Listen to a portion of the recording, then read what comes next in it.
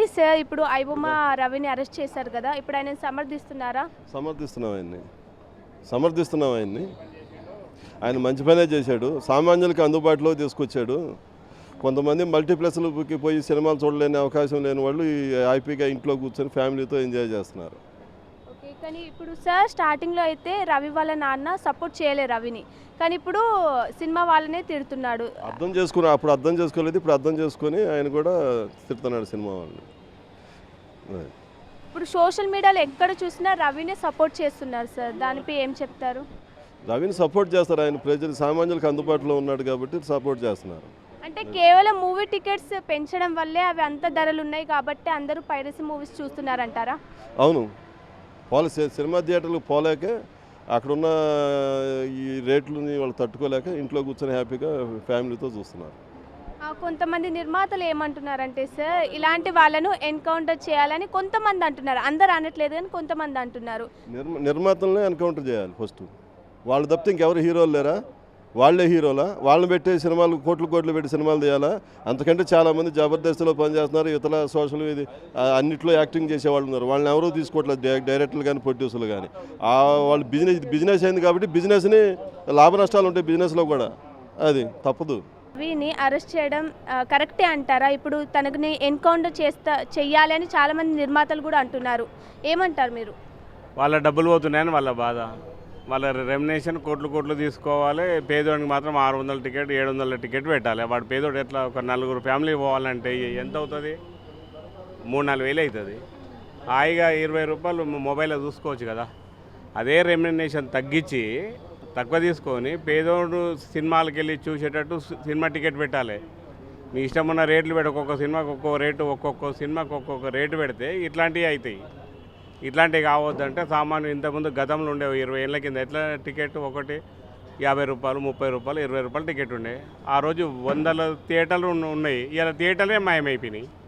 ఎందుకని high range apartment అది ఏంది మాల్లో సినిమాలు పెట్టి 600-700 టికెట్ ఐమాక్స్ పెట్టి ఏసీలు పెట్టి తోసీలు పెట్టి చేసే వరకు అది ఇటువంటి దొంగతనాలు అవుతాయి.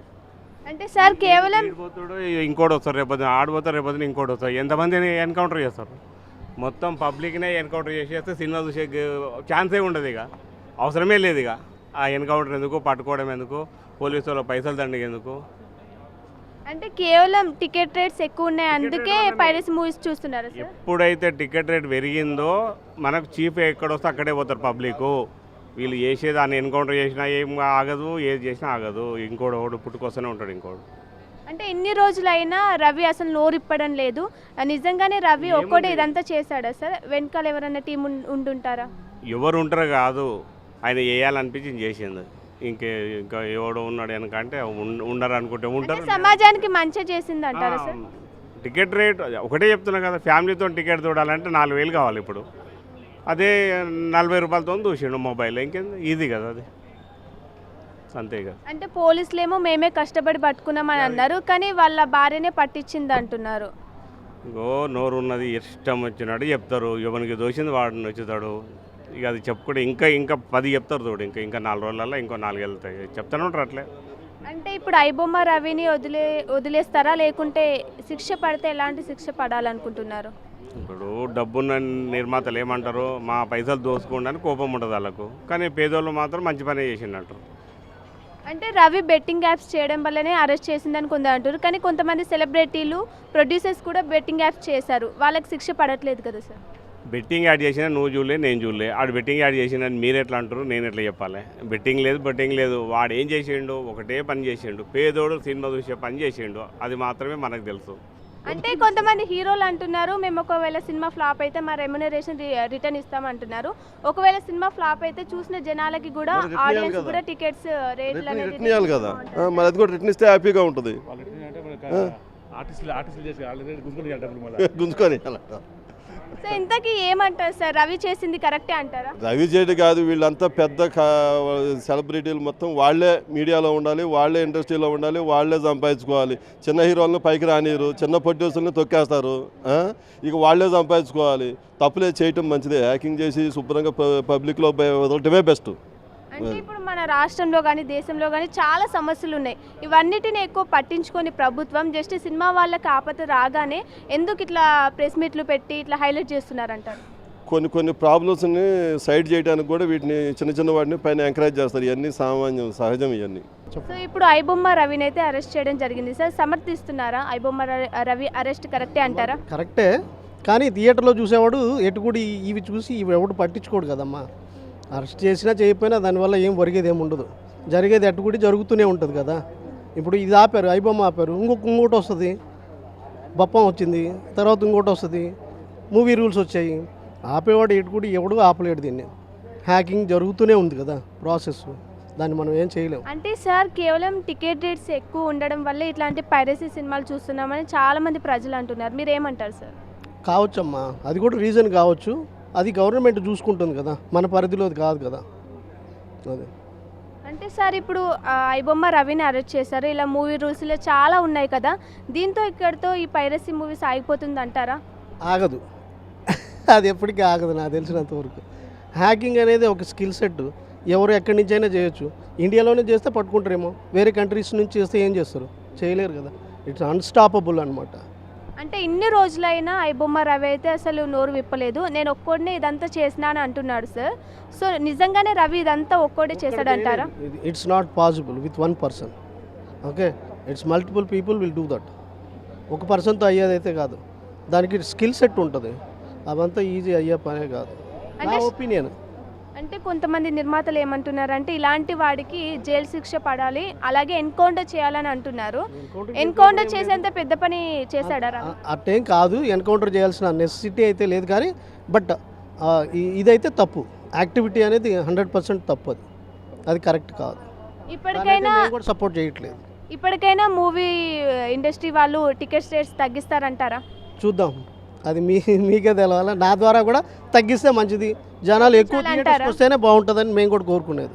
ఇప్పుడు ఎలా అయిపోయిందంటే సార్, ఒక మిడిల్ క్లాస్ ఫ్యామిలీ మూవీకి వెళ్ళకుండా అయిపోయింది, అంత మాదిరి ఉన్నాయి టికెట్ రేట్స్. ఇప్పటికైనా తగ్గిస్తే మంచిది అంటారా? డెఫినెట్గా మంచిదే, తగ్గిస్తే మంచిదమ్మా. అందరూ చూస్తారు థియేటర్కి వెళ్ళి, అది మేము కూడా కోరుకుంటాం. సో ఇప్పుడు ఐబొమ్మ రవిని అరెస్ట్ చేయడం జరిగింది, ఇప్పుడు కరెక్టేనా ఐబొమ్మ రవిని అరెస్ట్ చేయడం? Definitely correct. ఎందుకంటారు? ఎందుకంటే క్రైమే, దాన్ని అలా పరిసే క్రైమ్ లెక్కన చూడాలి అంతే. అతను ఏదో రీజన్ ప్రజల కోసం చేసి ఆయన మాట్లాడదు, క్రైమ్ లెక్కన చూడాలి అంతే, అది మాట్లాడదు. ఒకవేళ ఏదైనా ప్రైజెస్ ఉంటే కన్నా మనం ఈరోజు ఇంత రచ్చ చేస్తున్నాం, ఏదో సినిమా వచ్చేటప్పుడు ఓపెన్ మారదాం. 2027లో మన మహేష్ బాబు మూవీ వస్తుంది వారణాసి, ఆ మూవీ వచ్చినప్పుడు కంపల్సరీ రైట్ సైకిల్ ఉంటుంది. ఆ టైంలో మనం ఫైట్ చేయాలి, అంతేగాని ఆ టైంలో ఫైట్ చేయక ఇలాంటి ఏదో జరిగినప్పుడు ఫైట్ చేయడం కరెక్ట్ కాదు. వచ్చినప్పుడు ఆ రోజు ఫైట్ చేయాలి.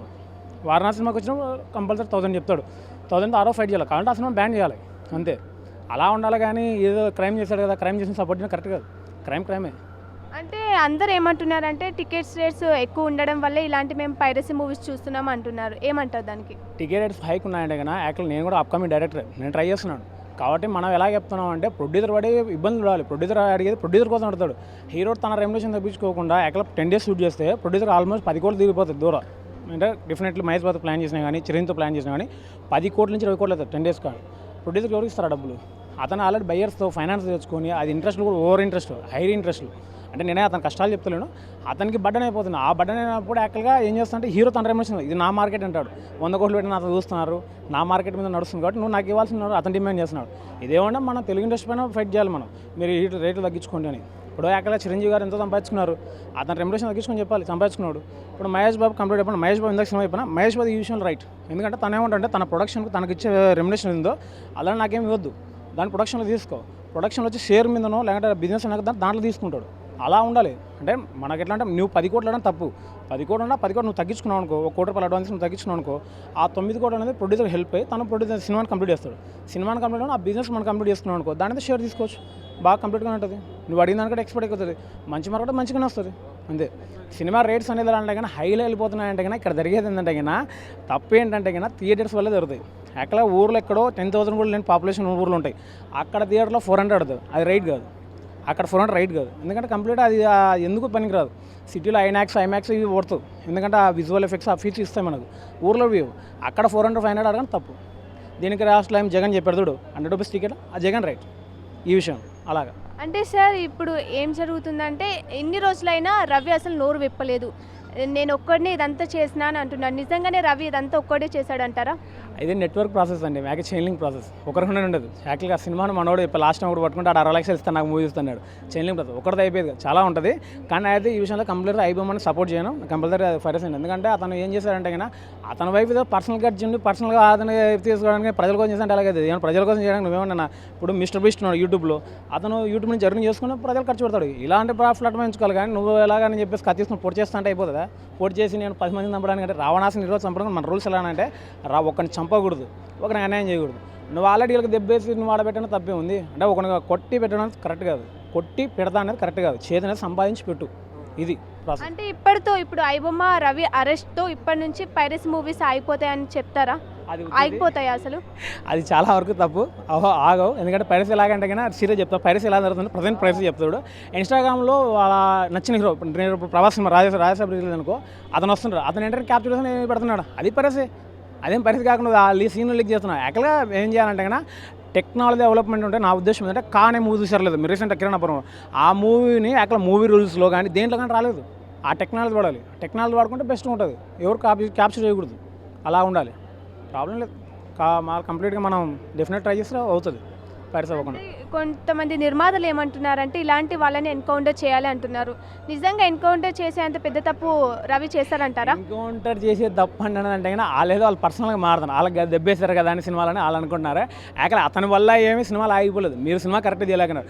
ఆయన మొన్న చిరంజీవి గారు ప్రెస్ మీట్లో అన్నారు గేమ్ చేంజర్ ఫ్లాప్ అంటే గేమ్ చేంజర్ 180 కోట్లు పెట్టి ప్రొడ్యూసర్ మరి మిమ్మల్ని చంపాలా? ప్రొడ్యూసర్ రికవర్ కాలేదు. చిరంజీవి గారిని రామ్ చరణ్ గారిని చంపాలా ఏంటి? తర్వాత మన బోలా శంకర్ ప్రొడ్యూసర్ మిమ్మల్ని చంపాలేంది? మరి సినిమా మీరు ఫ్లాప్ ఇచ్చారు కదా, అవి కరెక్ట్ కాదు. ఏదైనా జరిగి క్రైమ్ చేశాడు, ఆ క్రైమ్ తగినట్టు చట్టపర రీతిలో ఉంటాయి. మీరు ఎన్కౌంటర్ ఏమన్నా కరెక్ట్ నాట్ కరెక్ట్. ఎందుకంటే రేపిస్టులనే వదిలిపెట్టిన సమాజం. అలాంటి సమయంలో ఇతన్ని జస్ట్ ఇదే క్రైమ్. యాక్చువల్గా తను చేసిన ఏముందంటే జనాలదే యాక్సెప్ట్ చేస్తున్నారు. ఒక వర్గం యాక్సెప్ట్ చేయాలి, ఒక వర్గం అంతా ప్రజలంతా యాక్సెప్ట్ చేస్తున్నారు. కాబట్టి దాన్ని అలా చూడాల్సిన అవసరం లేదు. జస్ట్ అతనికి జైలు శిక్ష లేకుంటే అతనిలో పరివర్తన చూడడానికి ఏదో చేస్తుంది అంతే, అంతొక్కటి చాలు. For more videos like this, subscribe Big TV channel.